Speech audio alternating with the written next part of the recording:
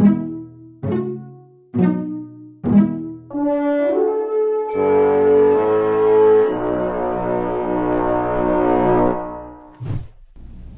Century was actually put together with at least 3 separate pieces, and then the last piece was written to put everyone together. So some of these pieces, my piece for instance, Pride and Joy, had been in existence for a while. Mr. Rudnick had written it, and it stands beautifully on its own. And then he pieced the others together, and we all meet in the end. And it's actually 4 plays grouped into one. And there are 3 main characters that have a play each, and then there are 2 other characters, Joanne and Shane. And Shane appears as another character in one of the plays. The different segments in this play are actually directed by different directors, with one overall director, Michael Drury, who is the artistic director for Pandora Productions. We had not seen each other's work until last evening, and that means that we were already rehearsing the last piece where we all meet as strangers. So in essence, we were meeting, our characters were meeting as strangers when we started rehearsal, and that has helped us, I think, to keep it fresh. And I think that's a tribute to him, that he was thinking ahead to help us as actors. It all began 10 years ago with my eldest child, my daughter Leslie. Leslie, what was I thinking? She's 22. She says, "Mother," I knew it wasn't Happy Dog, "Mother, I have something to tell you. I'm a lesbian." I took a deep breath and I said, "Leslie, look at yourself. You're a professional tennis player. You have 2 cats named Alice and Mrs. Dalloway. You live with a female social worker, and you have the same haircut as a 12-year-old Amish boy. Of course you're a lesbian." My character is Helene Nadler, and she is a Jewish lady from New York. And Helene is the ultimate mother. She has 3 children, and as anyone who is a parent knows, your children always throw you for a loop. In her case, these loops were fairly extreme, and her piece, Pride and Joy, is all about her journey and her mission to be the best mother she can be for these rather unique children. His play is the second, and he is from New York, lives in New York, and he was asked to leave New York because he's too gay.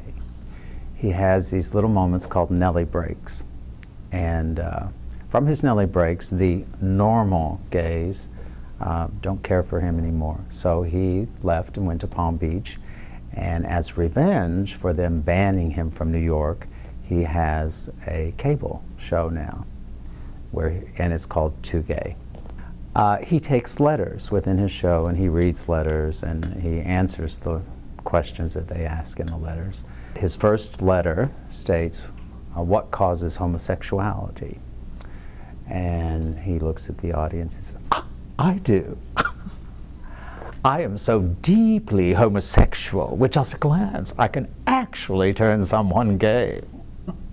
Barbara Ellen is the 3rd of the 3 one-acts. So you meet Barbara Ellen after you've already met 2 characters, and then you meet her right before you see all of them come together. So I think she has sort of a pivotal spot in all of this. Realize that some sophisticated people think that crafts are not art, but by the same token, there are those who think that New Yorkers aren't people.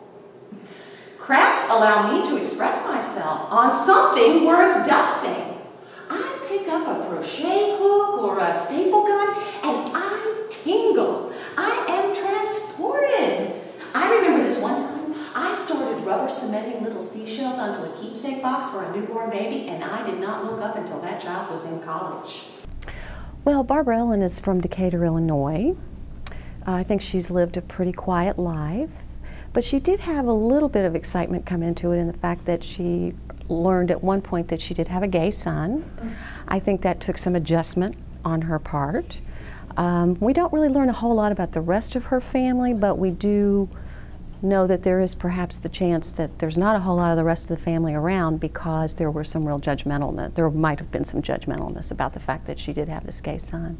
She serves a really important part in this play because she sort of represents the part where choices are made, and people can make really good choices based on what they're presented with and how they choose to deal with it. And Mr. Charles, his issue is that he's just gay and doesn't want to be like everybody else. He just wants to be flamboyantly gay. They told him to leave New York, as in they, the normal gays that voted to ban him from New York. Yeah, the normal and wholesome gays. Within the gay community, there is quite a range of personalities and lifestyles, yeah, just as in the hetero community. Believe it or not, we're all one community, and there are some diverse peoples within whatever community it is. I think any parent can relate to this. No matter what they tell her, no matter what they choose as their lifestyle or their partners or what they want to do in life, she says, I love you. Helene uses humor to live. And so Pride and Joy is full of one-liners, and they go very quickly, and you come to understand that that's her defense in life. And so it is funny, and it's poignant as well. And that's what makes it a very rich piece. I've been very honored to portray this piece. I think perhaps the most interesting part of the last act, which is where all these characters come together in a hospital, of all places, and I won't tell you why, you'll just have to come and see the show, is that it's given us all a chance to really create these interesting bridges from the monologue part of it into this scene where we're all together. And I think it gives the audience an extra edge because they've met all of us. We've not met each other. And the audience already knows who we are and gets to kind of be in on the discovery of how these people talk to each other and get along. And it's a challenge, I think, on the acting side because we have to make sure that these characters stay true to what we've already introduced in the previous acts. So you really can't get too far afield from how you've introduced your character. So we all need to stay very much on point and keep our true characters, but at the same time expand, as anyone does when you meet new people.